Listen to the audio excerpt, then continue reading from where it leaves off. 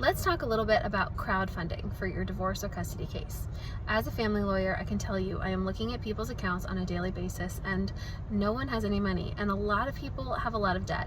So if you've got a retainer agreement for an attorney to work with you and it is asking for $5,000 or $10,000 or more, depending on the complexity of your case, not only are you not alone, but I can tell you from experience, most people just don't have that kind of cash sitting around.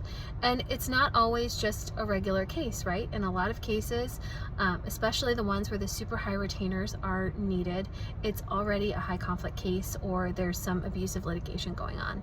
And probably it's clear that if you talk to a lawyer about whether or not you should participate in crowdfunding or whether you should talk about your case on social media, the answer would generally be no.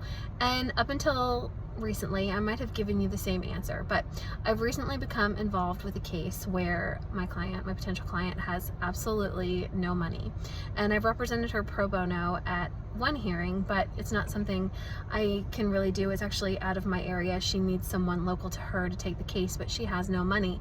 And I'm looking at this case, I'm looking at the abuse she's going through, and I'm thinking, well, it's a choice, right? I mean, ultimately, you have to make the choice that you think is best in your situation based on the time constraints and the limitations and the severity of exactly what's going on, and make the best decision that you can.